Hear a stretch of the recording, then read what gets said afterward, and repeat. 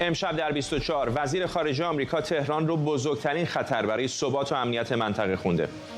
تاکید آنتونی بلینکن بر اهمیت ایجاد دفاع یکپارچه در خاورمیانه برای مقابله با تهدیدهای ایران در نشست وزرای خارجه کشورهای عضو شورای همکاری خلیج فارس. جوزف بورل، رئیس سیاست خارجه اتحادیه اروپا، در حاشیه نشست ویژه مجمع جهانی اقتصاد از احتمال به رسمیت شناختن کشور فلسطین توسط چند کشور اروپایی خبر داد. مخالفت 21 کنشگر زن ملی مذهبی با تحمیل حجاب اجباری. میگن رفتارها چنان تلخ و سنگینه که نه تنها زنان که کل جامعه ایران رو به اعتراض واداشته. از واشنگتن دی سی این 24 است با فرداد فرحزاد. بینندگان ایران اینترنشنال در ایران و سراسر جهان سلام و وقت بخیر. آنتونی بلینکن وزیر خارجه آمریکا در نشست وزرای خارجه شورای همکاری خلیج فارس با اشاره به حمله جمهوری اسلامی به اسرائیل خواهان یکپارچگی دفاعی این کشورها برای مقابله با تهدیدهای ایران شده. بلینکن حمله حکومت ایران به اسرائیل را گستاخانه و تأکیدی بر خطر دستیابی جمهوری اسلامی به سلاح هسته‌ای توصیف کرده و خواهان همکاری برای جلوگیری از اون شده. ما شاهد پیشرفت قابل سنجشی در هفته‌های گذشته بودیم. ما بر رسیدگی به بزرگترین خطر برای ثبات و امنیت در منطقه تمرکز می‌کنیم. ایران. این اولین نشست پس از حمله بی سابقه ایران به اسرائیل است که اولین حمله مستقیم ایران به اسرائیل با بیش از 300 پرتابه از جمله بیش از 100 موشک بالستیک به حساب می آید. این حمله تهدید حاد و فزاینده ایران و همچنین ضرورت همکاری ما در زمینه دفاع یکپارچه را برجسته می کند. این محور دیدار چند هفته دیگر بین کارگروه آمریکا و شورای همکاری خلیج فارس برای دفاع هوایی و موشکی یکپارچه و امنیت دریانوردی خواهد بود. این حمله گستاخانه بر خطر دستیابی ایران به سلاح هسته‌ای تاکید می‌کند و ما باید با هم همکاری کنیم و مطمئن بشیم این هیچ وقت اتفاق نیفته. آرام اسلامی، استاد علوم سیاسی کالج مونتگومری اینجا در استودیو در واشنگتن با ماست و حسن هاشمیان تحلیلگر جهان عرب هم از همین شهر به ما پیوسته. آقای هاشمیان با شما شروع می‌کنم. همین الان هم در حمله جمهوری اسلامی به اسرائیل بعضی از کشورهای عرب، حالا بعضیشون رسمی‌تر مثل اردن، بعضیشون غیر رسمی‌تر مثل سعودی‌ها، به نظر میاد که کمک‌هایی کردن برای مقابله با تهدید ایران علیه اسرائیل. چقدر فکر می‌کنید که حالا با توجه به اینکه این تهدید ایران یک اقدام عملی هم شده ممکنه دست بزنن و سعی بکنن یک سیستم یکپارچه بسازن با هم؟ بله، درود بر شما و مهمان گرامی و همچنین بینندگان محترم. من فکر میکنم جمهوری اسلامی با حمله که انجام داد، درسته که اسرائیل 99% موشک‌ها پهپادهای جمهوری اسلامی رو ساقط کرد، ولی یک سوال بسیار مهمی در کشورهای منطقه مطرح کرد و این که اگر این حمله به سوی این کشورها صورت بگیره، در واقع اون منظومه دفاع هوایی اونها، موشک‌های اونها، آیا توان جلوگیری از این حملات مانند اسرائیل رو داره یا نه؟ به همین خاطر الان این مسئله که اتفاق افتاد، نزدیکی ایالات متحده به این کشورها از این بعد شتاب گرفته. یه مسئله دیگه که هم بهش میشه اضافه کرد و خیلی مهمه، اینکه کاری که اردن انجام داد، در واقع برخی از موشک‌های جمهوری اسلامی رو ساقط کرد، هم برای آمریکا و هم برای اسرائیل تشویق کننده است. به این معناست که اگر قبلا با اعطای تکنولوژی جدید نظامی به این کشورها از سوی اسرائیل یا از سوی گروه‌هایی در آمریکا مخالفت‌هایی صورت میگرفت، الان با کاری که اردن انجام داد، در واقع نشون داد که این کشورها میتونن در چارچوب امنیت منطقه با اسرائیل همکاری کنند. مسئله سومی که بایستی مطرح کرد این که بعد از حمله جمهوری اسلامی و بعد از این داستانهایی که به این شکل مطرح شد، الان ایالات متحده هم خواهان همکاری این کشورها در مورد امنیت دریایی شده. یعنی شما اگه دقت کنید به صحبت‌های آقای بلینکن، گفته که دفاع هوایی، موشک‌ها و امنیت دریایی، این به به این معنی است که قبلا که این کشورها مخالفت کرده بودند با ائتلاف آمریکا بپیوندند و در برابر حوثی‌ها اقدام کنند، احتمال این که در این مسئله تجدید نظر کنند بسیار زیاده. آقای حسامی، به نظر میاد که خواسته یا ناخواسته این کشورها خیلی به هم نیاز دارن. یعنی حتی دیدیم سعودی‌ها و اماراتی‌ها هم از نظر اطلاعاتی کمک کردن به غربی‌ها و اسرائیل به طور غیر مستقیم. بارها هم این بحث یک سیستم پدافند یک پارچه منطقه‌ای مطرح شده. حالا که این تهدیدها از حرف به عمل رسیده، چقدر فکر می‌کنید که واقعاً منطقه نیازمند یک همچین سیستمی هست؟ خب نیازش که بلافاصله مشخص شد، اما این بحث در ایران هم هست. روزنامه شرق امروز مقاله مفصلی داشت راجع به این که بعضیا بر این باورن که حمله ایران به اسرائیل باعث شد که در واقع بازی عادی سازی روابط با گالف و GCC و عربستان عقب بیفته و منتفی بشه تا مسئله فلسطینیا حل بشه. گروه دیگه بر این باورن که نه، این حمله باعث شد که کشورهای دیگه متحد بشن و این بحث‌ها ادامه داره که آیا باعث میشه که در واقع حالا یک مجموعه دفاعی درست بشه بر علیه توان موشکی ایران. امروز ما تحلیلگرامون توی پرسومیدیا یک نقل قول کردن از یکی از سرداران سپاه. هفته سیاسی عقیدتی سپاه هست، بزرگداشتشه، فکر کنم رمضان شریف سخنگوشون هست، گفت که ببینید ایران در مقابله با موشک‌های ایران 10 کشور با هم متحد شدن که پهپادهای موشک‌های ما رو در واقع هدف قرار بدن و نتیجه گیریش این بود که ببینید چه توانمندی جمهوری اسلامی و سپاه برای جمهوری اسلامی در منطقه به وجود آورده که دست ایران در موازنه قدرت خیلی بالاست. حالا همین رو نگاه کنید، دوباره سکه رو می‌بینید. یک عده بر این باور بودن که این باعث میشه که به اصطلاح عادی سازی روابط منتفی بشه، یک عده بر این باور بودن که این باعث میشه که اتحاد کشورهای عربی، مخصوصا اون 6 کشور GCC خلیج، با هم همکاری کنن و یک نیروی دفاعی درست کنن. امروز بود که بلینکن مشخصا اعلام کرد که احتیاج ضروریه و این امکان ممکنه به وجود بیاد. اینه که خیلی مطرح میشه. بنابراین الان نتیجه رو دیدید، تقویت کرده این موازنه قدرت رو از اون طرف. ولی آقای هاشمیان، همه کشورهای منطقه خلیج فارس هم یک صدا نیستن. مثلا بعضیا مثل قطری ها روابط صمیمانه تری با تهران دارن، بعضیا مثل اماراتی ها روابط بی‌طرفانه تری با ایران دارن. چقدر فکر می‌کنید که این رسیدن به یک اجماع رو میتونه سخت بکنه؟ ببینید حتی قطری ها من فکر میکنم با توجه به اینکه به شکلی به جمهوری اسلامی نزدیکن و در محور اخوان المسلمین هم هستن، ولی در نهایت حملاتی که جمهوری اسلامی انجام داد به شکلی امنیت آنها را تهدید میکنه. لذا من معتقدم که این کشور هم با اینکه همینطور پادشاهی عمان با اینکه به شکلی به جمهوری اسلامی نزدیکن، ولی احساس خطر میکنن و در این پیمانهای جدید و همکاری‌های جدید شرکت فعالانه خواهند داشت و بخصوص اینکه الان وضعی پیش آمده که سعودی‌ها آمدن به قضیه عادی سازی روابط با اسرائیل هم به شکلی شتاب دادن. اونطور که الان بحث‌ها مطرح میشه، گفتن که پیمان امنیتی با آمریکا در مراحل نهایی اونها هستش و ما می‌بینیم که اصلا از سوی قطری‌ها هیچ اعتراضی هم در این زمینه انجام نمیشه. این پیمان امنیتی که قرار با آمریکا انجام بشه و 3 بند هم داره، 3 بند خیلی معروفی داره، در واقع شرطی بود که سعودی‌ها برای عادی سازی روابط با اسرائیل گذاشته بودن. این که الان میگن به مراحل نهایی اون نزدیک شده، یعنی در واقع کاری که جمهوری اسلامی کرد یا حماس در حمله 7 اکتبر کرد نتونست جلوی این عادی سازی رو بگیره و الان این عادی سازی به شدت شتاب گرفته. همه این کشورها هم در موضوع امنیت با هم مشترک هستن، اگرچه با هم اختلافاتی دارن و بنابراین اون چه که آقای بلینکن میگه جمهوری اسلامی خطر واقعیه، این مسئله رو میپذیره. آقای حسامی، حالا اسرائیلی ها یک فاصله نسبتاً بیشتری با ایران دارن، اردن و عراق و عربستان در مسیر هستند، حمایت تمام عیار ایالات متحده رو پشت سر دارن و خیلی هم مردمشون ناآشنا نیستن با راکت پرانی به کشورشون. ولی بعضی از این کشورهای خلیج فارس اگر یکی از این راکت هایی که در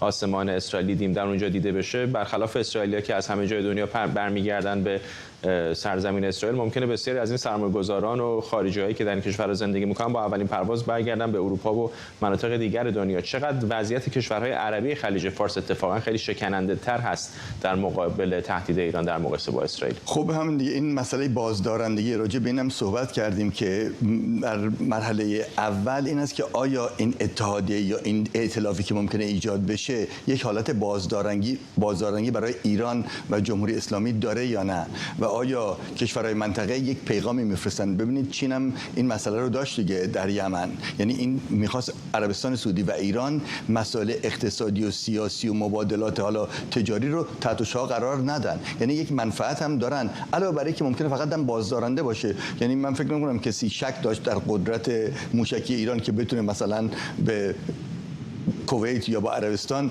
درگیر بشه، چون نشون دادن. ولی این بازدارندگی به نظر من جنبه خیلی مهمی داره. یه نکته دیگر هم میگم، صحبت کردیم راجع به این مسئله که آیا راه حل سیاسی برای مسئله غزه و اسرائیل وجود داره. اینجوری که الان آقای بلینکن صحبت میکنه، البته ایشون گفتن اسرائیل سخاوتمندانه در حقیقت یک امتیازایی داده. خب اگر اینجوری باشه، راه حل سیاسی برای مسئله غزه و فلسطینیا بعد کشورهای عرب رو برکت در میاره که الان هم مسئله عادی سازی در این رابطه و توازن قوا مشخص میشه. یه راه هست که شما جنگ رو گسترده کنید، یه راه هست که طبق نسخه لیبرالا یا باید بگم دیپلماتا سعی کنید یک توازن قدرتی به وجود بیارید که با حالت بازدارندگی داشته باشه، ولی راه حل سیاسی بایستی در حقیقت این کار رو شروع کنه، نه راه حل نظامی. و الان من کنم به اون نقطه رسیدیم. ممنونم از هر دو شما، آرام حسامی استاد علوم سیاسی کالج مونتگومری و حسن هاشمیان تحلیلگر جهان عرب از واشنگتن. جوزف بورل مسئول سیاست خارجی اتحادیه اروپا در حاشیه نشست ویژه مجمع جهانی اقتصاد در ریاض گفته انتظار میره چندین کشور عضو این اتحادیه تا پایان ماه می حدوداً 30 روز دیگه کشور فلسطین رو به رسمیت بشناسن. اسپانیا، ایرلند، مالت و اسلوونی اعلام کردن که به طور مشترک برای به رسمیت شناختن کشور فلسطین تلاش میکنن. محمود عباس رئیس تشکیلات خودگردان میگه تنها با رسمیت شناختن کشور فلسطینه که امکان مذاکره با اسرائیل فراهم میشه. میترسم بعد از پایان کار اسرائیل با غزه، اسرائیل به کرانه باختری بره تا مردمش رو به اردن تبعید کنه. مصر و اردن هر دو از ورود فلسطینی‌ها به کشورشون امتناع کردن، اما اسرائیل به کسی نیاز داره که مجبورش کنه این کار رو نکنه. تنها کشوری در جهان که میتونه اسرائیل رو متقاعد کنه که این کار غیر قابل قبوله آمریکاست و ما اونو مسئول میدونیم. ما از جهان میخواهیم که به تعهداتشون پایبند باشن و کشور فلسطین رو به رسمیت بشناسن. تنها بعد از به رسمیت شناخته شدن کشور فلسطینه که میتونیم با اسرائیل بنشینیم و در مورد مرزها مذاکره کنیم. تنها در این صورته که همه میتونن از صلح کامل بهره مند بشن. دامون گریز تحلیلگر امور بین‌الملل و مدرس دانشگاه لاهه از همین شهر با ماست. آقای گریز، اگر واقعا این چند کشور اروپایی چنین بکنن دستاورد دیپلماتیک بزرگیه برای فلسطین، اینطور نیست؟ درود بر شما بینندگان عزیز آقای فرزاد. دستاورد مهمی هست، چون که اتحادیه اروپا نه فقط این کشورها، اتحادیه اروپا یکی از بزرگترین حامیان مالی فلسطینیان هست. از این جهت پیام مهمی داره، ولی به نظر من باید یه مقداری دست نگه داشت و منتظر ماند. این تصمیم بستگی داره که آیا به یک نوع از چراغ سبز در سطح اتحادیه اروپا بقیه کشورهای عضو اتحادیه اروپا خواهند رسید، یا مسائل طرحی که روی میز هست برای اینکه حماس قبول بکنه برای آزاد کردن گروگانها آیا میتونه کمکی بکنه. در نظر داشته باشید که آقای بورل این رو در جایی مطرح میکنه، این موضوع رو. از این سخنان آقای بورل قبلا گفته که در ریاض هست، در جایی که به هر حال به دنبال این هستند که توافقاتی رو به نفع فلسطینی ها در کنار اسرائیل، بین عربستان و اسرائیل، بین کشورهای عربی و اسرائیل به دست بیارن و از این جهت صحبت میکنه. به علاوه اینکه آقای بورل از اسپانیا میاد، قبلا وزیر امور خارجه اسپانیا بوده. اسپانیا یکی از کشورهای بسیار میتونیم بگیم منتقد اسرائیل و طرفدار فلسطینیان هست. و علاوه اینکه آقای بورل خودش در پایان 5 ساله وزارت خارجه خودش در سطح اتحادیه اروپا هست و به نظر من به دنبال اینه که با این سخنان که قبلا هم اگه خاطرتون باشه سخنانی گفته بود در این حدود که اسرائیل کمک کرده برای اینکه فلسطین، برای اینکه حماس بتونه از نظر مالی تقویت بشه، صحبت بسیار مهمی بود که بعداً مورد انتقاد قرار گرفت.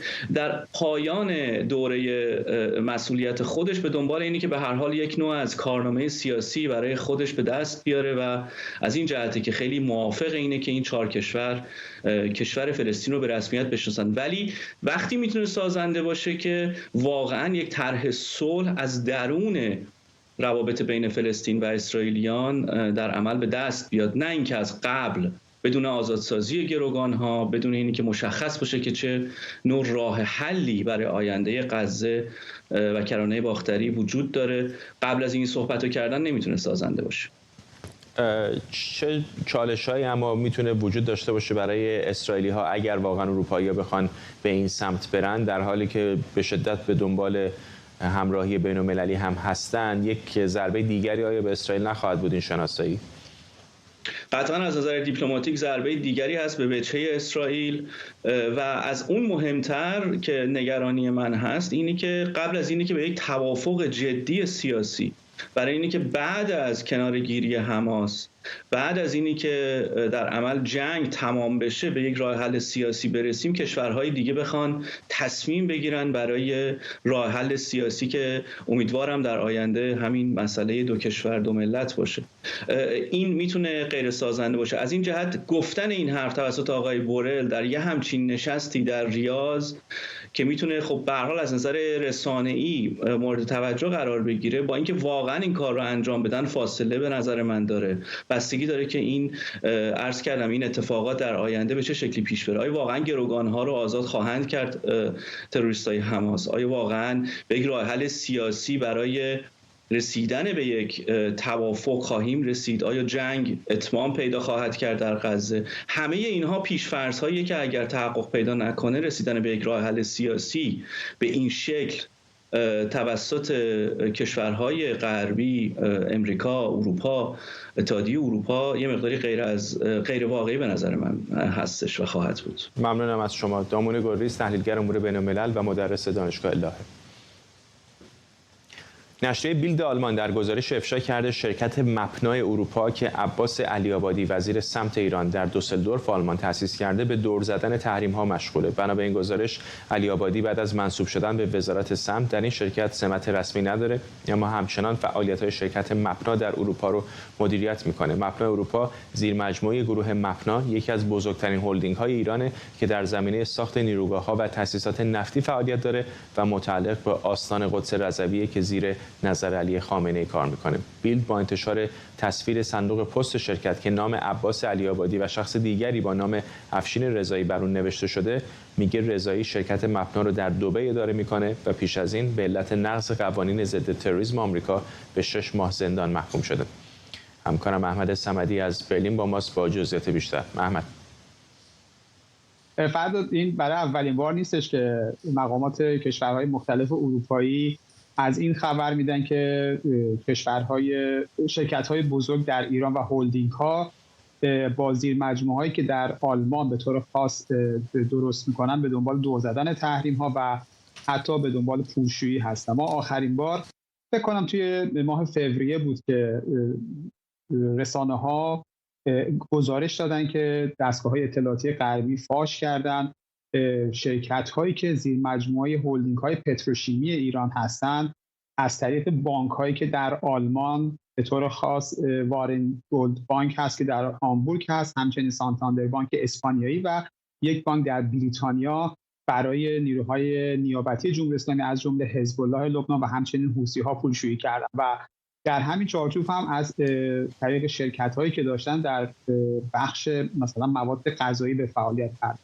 این بار هم اونچه که الان نشریه بیلد فاش کرده همین رو به ما میگه. منتها این بار اتفاقی که افتاده اینه که یک مقام ارشد جمهوری اسلامی اسمش پشت قضیه هست، هرچند که عباس علی‌آبادی این شرکت رو زمانی که رئیس مپنا بوده در آلمان تأسیس کرده، اما خب به هر حال اونطور که بیلد به ما میگه عباس علی‌آبادی همچنان صحنه‌گردان این شرکت هستش و پشت این شرکت هست و از طریق همین شرکت در حال دور زدن تحریم ها هستن یکی از مواردی که بهش در واقع اشاره کرده اینه که عباس علی‌آبادی با این شرکتی که مبنا اروپای به زبان آلمانی GmbH هست خب اعلام کرده که با یه شرکتی که در حمل و نقل بین‌المللی هست ارتباط داره، اما وقتی فعالیت این شرکت عجیب میشه که به یک باره فعالیت‌های در ارتباط با شرکت‌های صنعتی داره، به معاملات صنعتی پرداخته و از طرف دیگه هم معاملاتی در رابطه با مواد غذایی انجام داده که خب اینها بیانگر این هستش که آقای علی‌آبادی داره از طریق این شرکت برای جمهوری اسلامی تحریم‌ها رو دور میزنه. و خب اسامی هم که مطرح هست بسیار مهمه. خب همین افشین رضایی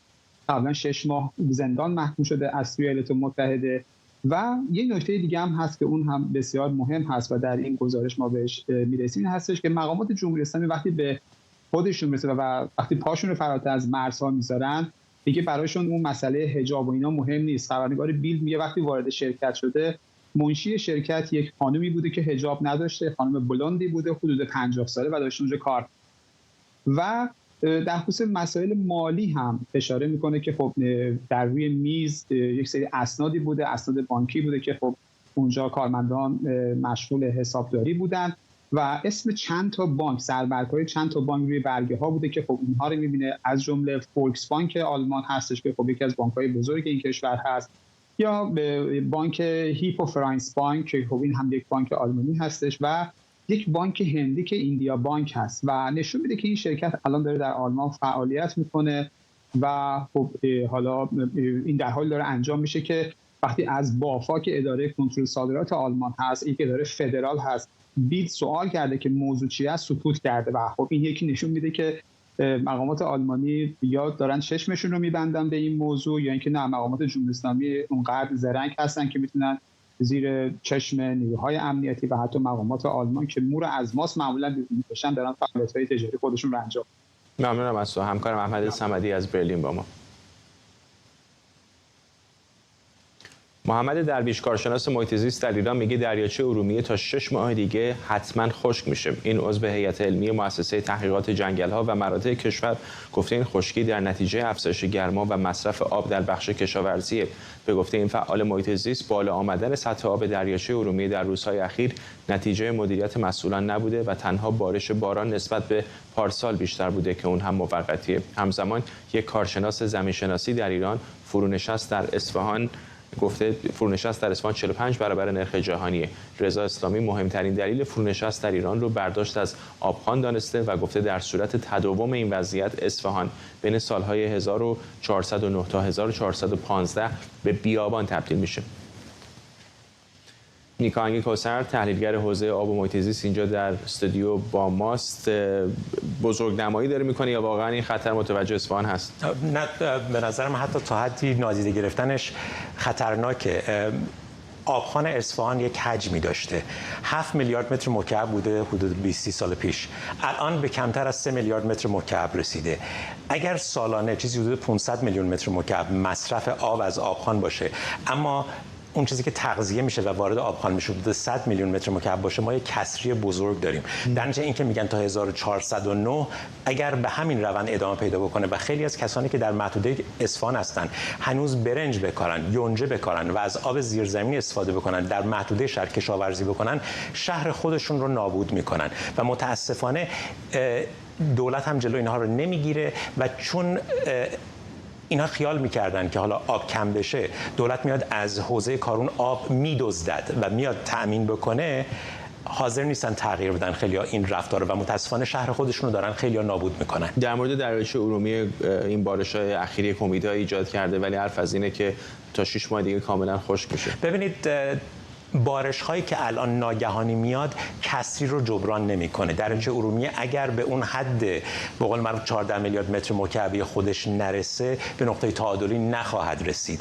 این که هر وقت مثلا باد میاد میگن هوا خوب شد دولت این کارو کرده، اگر بارون بیاد دریاچه ارومیه سطحش خیس بشه میگن دولت این کار کرده، در صورتی که نه، این پدیده‌های طبیعی است که رخ میده. اما چیز خطرناکی مثل اماراتی‌ها اون سیستم بارور کردن رو ندارن. ببینید اون چیزی که در امارات اتفاق افتاد، بارور کردن ابر نمیتونست اون قدر موثر باشه. این به قول من بخشی از تبلیغاتی است که ما متأسفانه نه این طوفان اخیر رو نمیگم، ولی در کل در امارات از این فناوری استفاده میکنن. نمیتونه اونقدر موثر باشه. درصد بسیار کوچکی میزان آب رو اضافه میکنه بارندگی رو، به خاطر باید رطوبت زیاد بشه. اما مسئله خطرناکتر، ما خشکسالی باش مواجه هستیم در سراسر کشور که متاسفانه به این راحتی ها رفع نخواهد شد. در گفتگویی که دکتر مهدی زاره کرده اخیراً میگوید که بخش‌های مختلف ایران به خصوص فلات مرکزی ایران با یک خشکسالی مواجه خواهد بود. بخش قابل توجهی از این مناطق متاسفانه مردم مجبورن مهاجرت بکنن. دکتر بیت‌اللهی هم از مرکز مطالعات شهرسازی تاکید کرده که 49% جمعیت ایران در مناطق زندگی میکنن که داره نشست میکنه. صحبت آقای مهندس اسلامی در مورد اصفهان، دکتر بیت‌اللهی در مورد کل ایران و صحبت‌های دیگر کنار هم میگذاریم، ما با یک نقشه بسیار خطرناکی مواجه هستیم و متاسفانه خیلی خیال میکنن مهمترین مشکلات ما در کشور ما ممکنه چند تا مسئله اعتراضیه که واقعا هم درست است، اما کشور ما حیات نخواهد داشت اگر به مسئله آب توجه نشه. جنگل‌ها داره از بین میره، تالاب‌ها داره از بین میره، دریاچه‌ها داره از بین میره، آبخوان‌ها داره از بین میره و بخش‌های مهم مملکت غیر قابل سکونت خواهند شد و اگر این روند ادامه پیدا بکنه ایران ویران خواهد شد.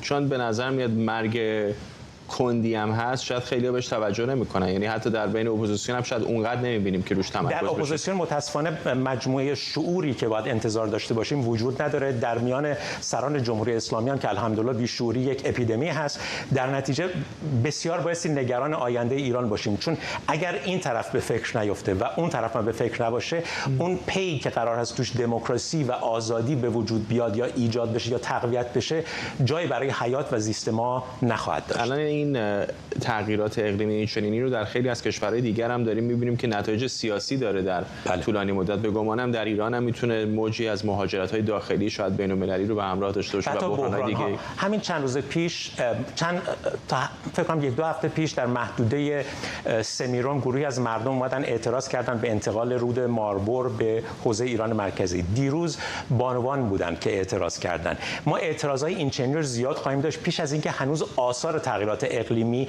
مدیریت بد آب و همه اینا کنار همدیگه باشه. ما در محدوده تابستان امسال و سالهای آینده متاسفانه شاهد چیزهای خواهیم بود که شاید انتظارش نداشته باشیم و ناشی از شرایط بسیار سخت زندگی، چه اقتصادی و چه اجتماعی مردمان مناطقی است که بی آب شدن و بی آب هم میشن. در ایزه دیدیم خودکشی در اونجا رفته بالا، در حوزه کارون دیدیم جای مختلف و بخشی از زمین‌های کشاورزی و آب‌های زیرزمینی محدوده کارون داره شورتر میشه به خاطر دستکاری‌ها در طبیعت. کسانی که در محدوده شادگان، در محدوده آبادان و آب‌های زیرزمینی می‌بینن داره شور میشه یا آب تالاب‌ها رو مجبورن ترک بکنن اونجا رو و ما یک بحران بزرگتر خواهیم داشت که هنوز ما براش آماده نیستیم. این دیگه موضوع آزادی بیان و حجاب و آزادی‌های مدنی و اینها نیستش که جمهوری اسلامی مشکل ایدئولوژیک باش داشته باشه.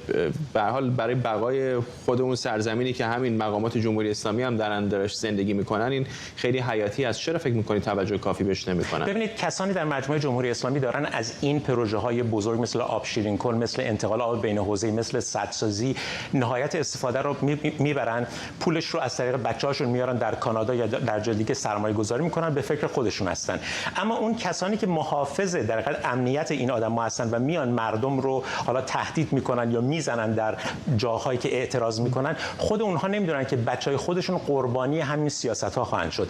اگر اون پاسدار، اگر اون افسر پلیس بدونه که داره کسی رو سرکوب میکنه که داره از حقوق خود اون دفاع میکنه، شاید جهت حمله رو عوض کنه. ممنونم از شما نیک آهنگی کوثر، تحلیلگر حوزه آب و محیط زیست. متشکرم.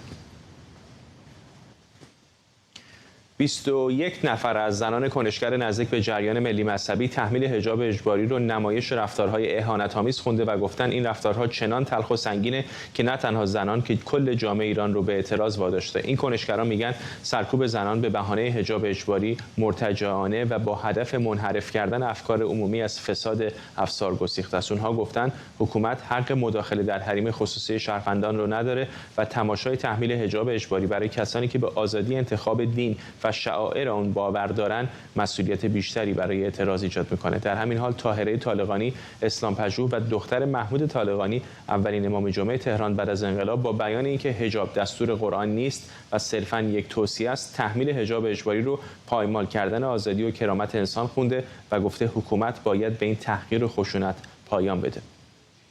در رابطه با مسئله حجاب اجباری و این بیانیه‌ای که دوستانمون دادن در این رابطه، چند نکته رو اینجا میخوام یادآوری کنم. از جنبه دینی و مذهبیش بخوایم حساب بکنیم و این حکم رو ظاهراً حکم شرعی و اسلامی میدونن، چون اگر در اسلام و قرآن ما نبود حتما تو جمهوری اسلامی هم این اجرا نمیشد. اولا آیات حجابمون که در قرآن در 2 سوره و 5-6 تا آیه بیشتر تجاوز نمیکنه. اولین خطابشون خطاب آقایون هست که چشماتون رو فرو بندازین، پایین بندازین و نگاه نکنین و خیره نشین. این اولین توصیه است. دومین نکته این که خطاب این آیات راجع به مؤمنین و مؤمناته، حتی توصیه به زنان پیامبره تو بعضی آیاتمون و غیر مسلمان ها و خود مسلمان ها میتونن نداشته باشن و بیشتر افراد هم این رو حالت توصیه‌ای میدونن و سفارش میدونن به مؤمنین، نه یه حکم و دستور واجب. و نکته دیگه‌ای که میتونیم در اینجا بگیم این که هیچ مجازاتی برای این مسئله و بی‌حجابی در قرآن نداریم. اصلا در رابطه با چیزهای دیگه که ضرر به دیگران هست ما مجازات داریم، اما در رابطه با حجاب اصلا ما این موضوع رو نداریم. از جنبه اجتماعی هم حساب بکنیم، آیا همیشه دین با اجبار و زور پیش رفته؟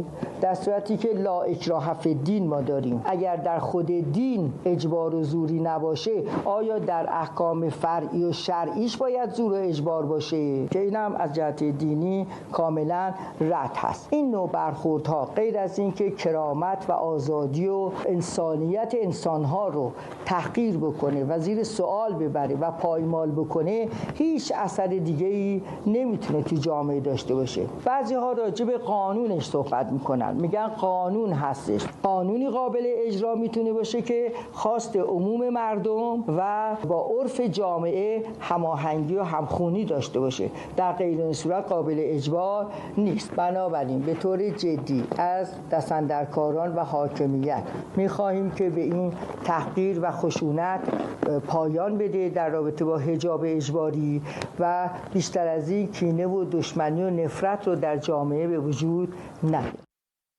با وجود اصرار نیروهای گشت ارشاد به اجرای طرح نور در شهرهای بزرگ و تحمیل حجاب اجباری، تصاویری رسیده به ایران اینترنشنال نشون میده که بسیاری از مردم کماکان به مقاومت در برابر بازداشت‌ها ادامه میدن.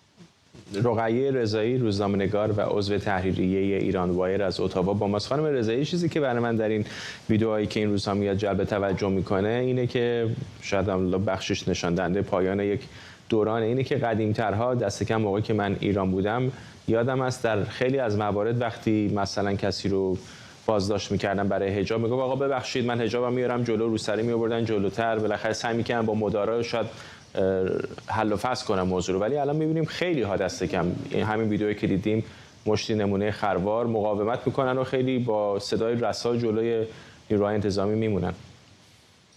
سلام شما بینندگان.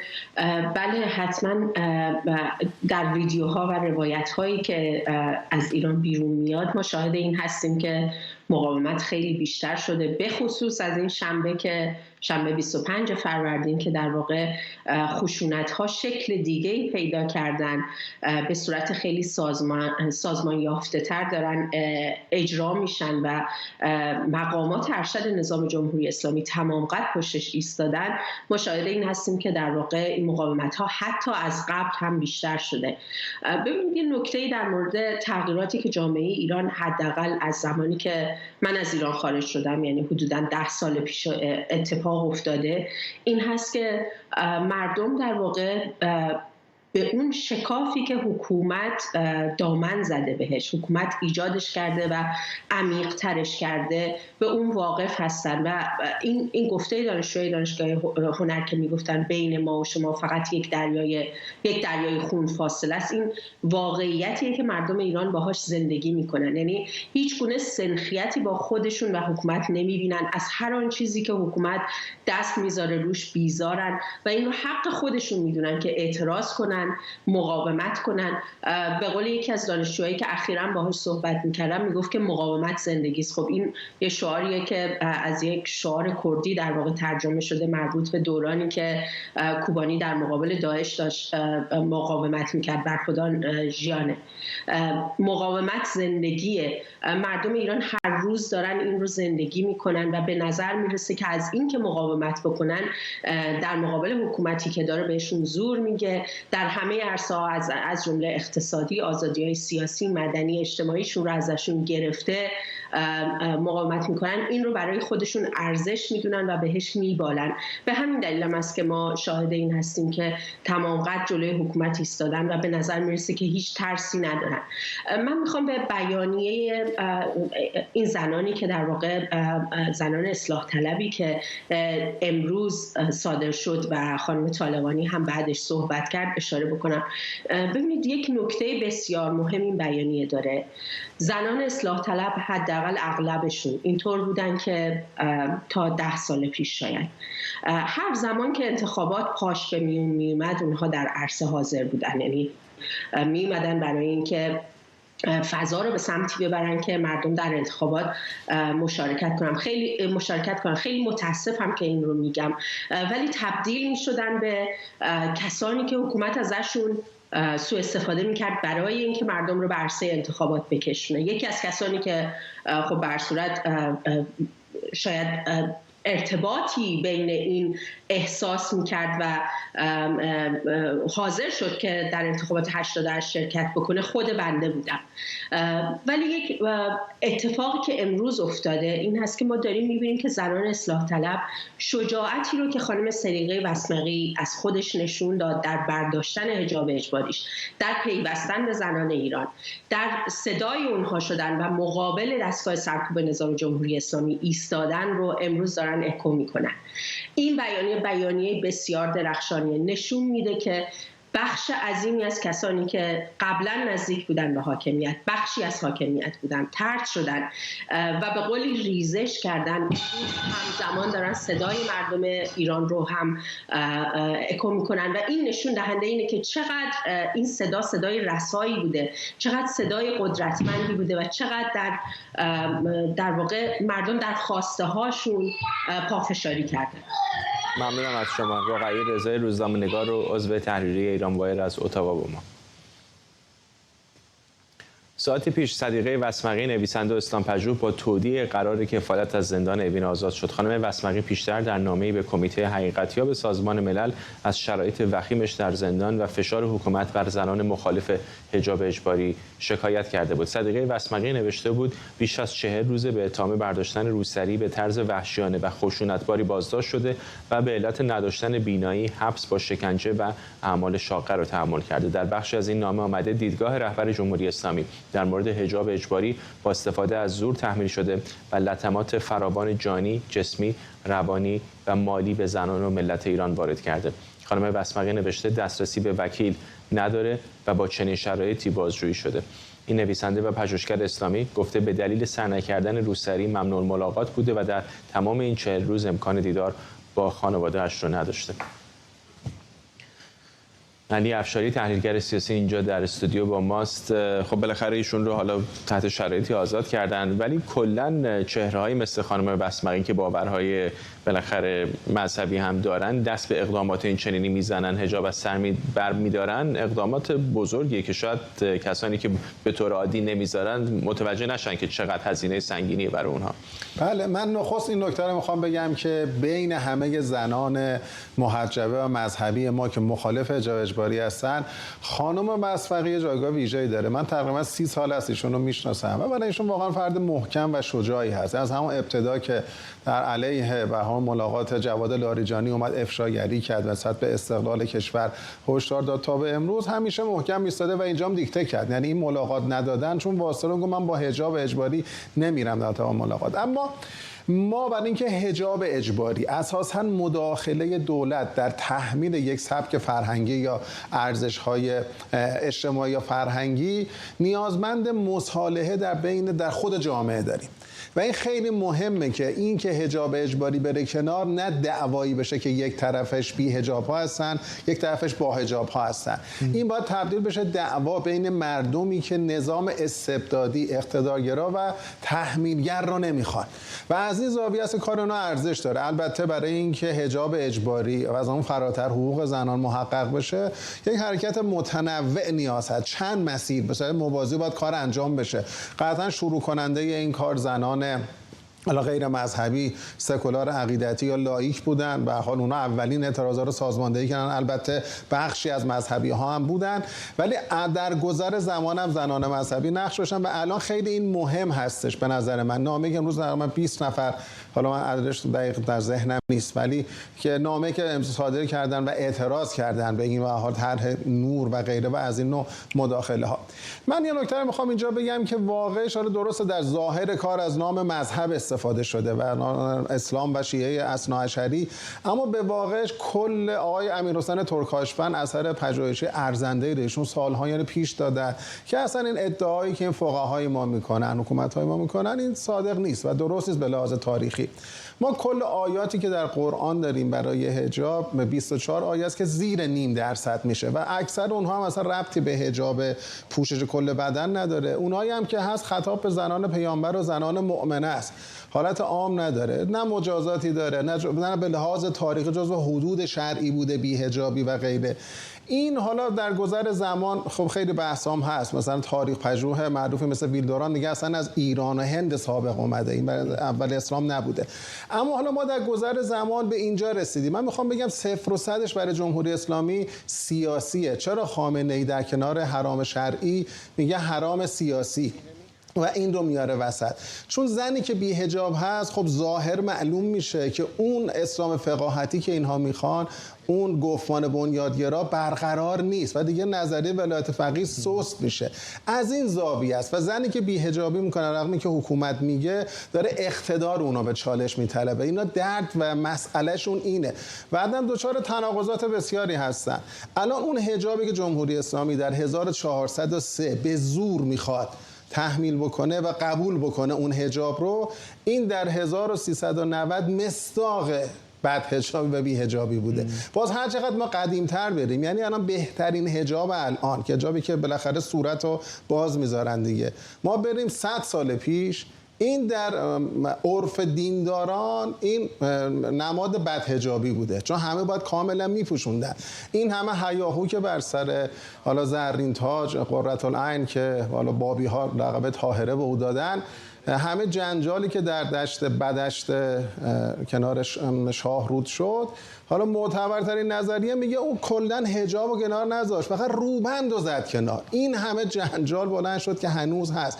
این گذر زمانی رو هم باید ببینیم و اینا دارن آب در هاون میکوبن به نظر من و این مسیر محکوم به شکسته. و شجاعتی که خانم مصفقی به خرج داد اینها ارزشمنده، هم در حوزه نظری و هم در حوزه عملی، که این ما نیازمنده که هم در حفظ ارزش‌های انسانی این شجاعت باشه، ایستادگی باشه، هزینه دادن باشه و هم در عمل مقابل نظام استبدادی ارتجاعی و تبعیضگر بایستن.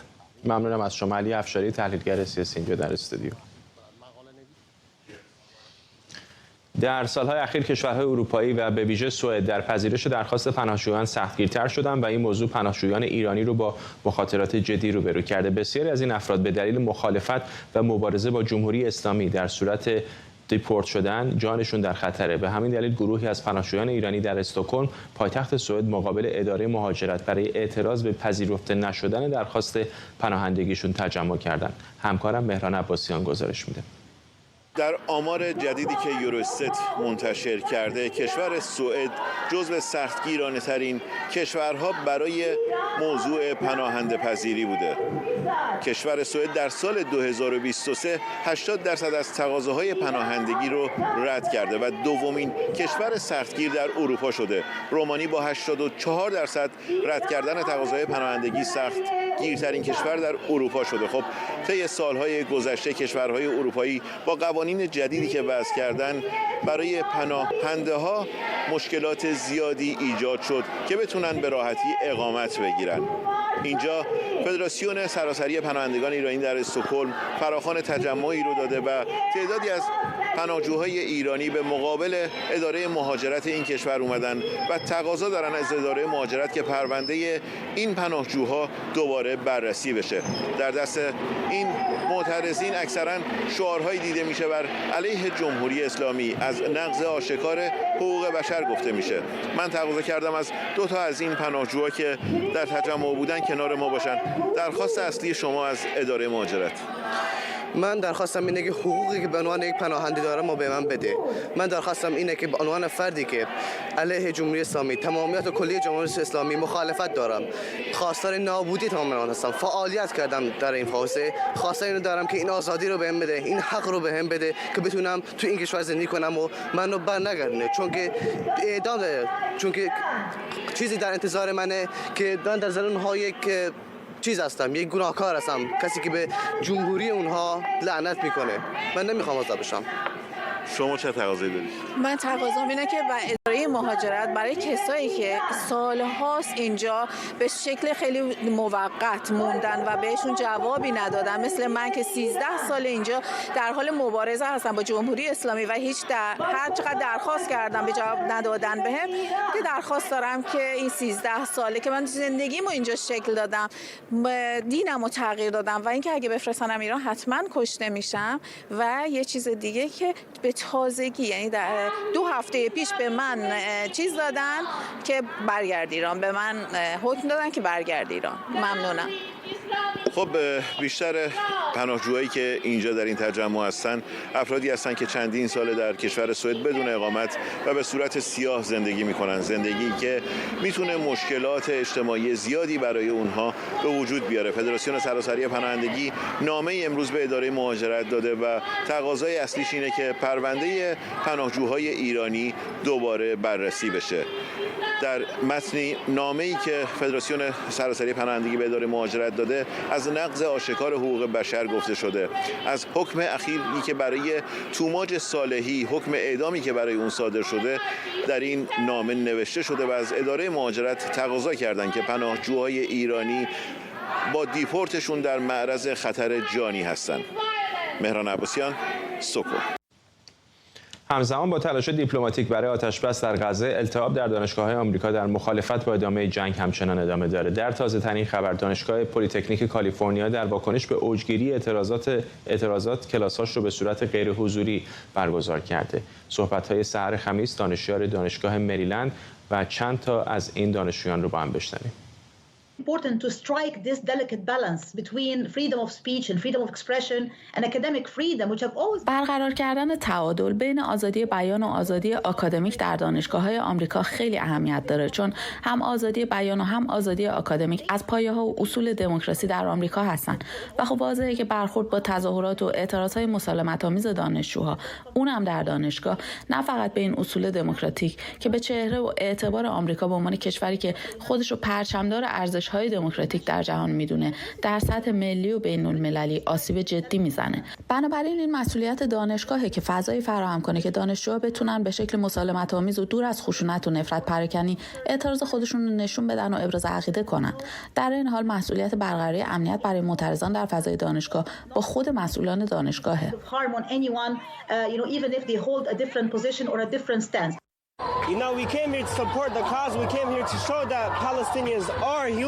ما اینجا اومدیم تا نشون بدیم فلسطینی‌ها هم انسانن. اینجا اومدیم تا از اصول حقوق بشر و انسانیت دفاع کنیم. اومدیم سوال کنیم که دولت آمریکا به چه دلیل دیگه‌ای غیر از پول داره از اسرائیل حمایت میکنه. ما مردم این سیاستمدار رو به قدرت رسوندیم. هرچی بیشتر باشیم صدامون بلندتره.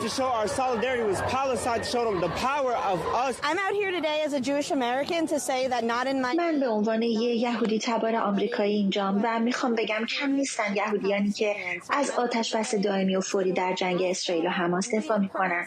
کم نیستن یهودیانی که به اشغال فلسطین اعتراض دارن. با وجود قطعی بودن نامزدی ترامپ و بایدن در انتخابات 2024 هنوز نزدیک به 60% از رای دهندگان آمریکایی میگن از هر دو نامزد بیزارن. آخرین نظرسنجی دانشگاه منموت که ساعتی پیش منتشر شد میگه این بخش از رای دهندگان میتونن سرنوشت انتخابات رو در بسیاری از ایالت‌ها به کلی تغییر بدن.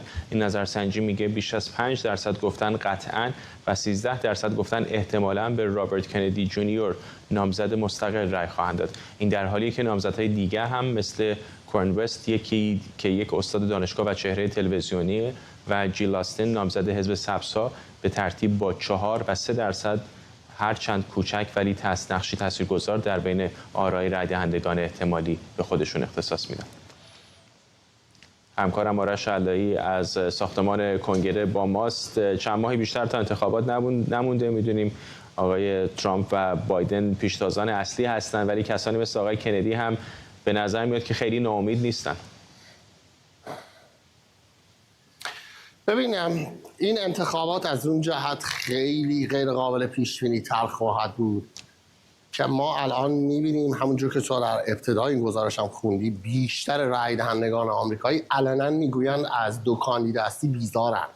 با بیشتر آمریکایی ها که صحبت میکنیم میگن یعنی ما تو 330 میلیون آدم کسی بهتر از این دو نفر رو نداریم بخوام بیان رئیس جمهور شد.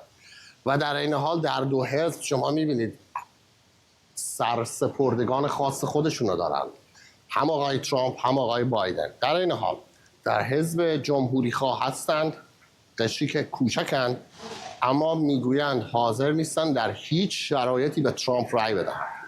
در مورد بایدن هم همینجور که شما میبینید در حالی که داره اعتراضات در مورد جنگ در غزه، اعتراضات دیگری که در آمریکا وجود دارد در مورد اتفاقاتی که داره در اوکراین میافتد، اینها داره یواش یواش پای دولت بایدن رو میکشد به یک وضعیتی که یا باید در مقابل رای دهندگان دموکرات بایستد همینجور که میبینید یا باید گوش بکند و موقع یه سری از رای دهندگان یهودی رو از خودش براند.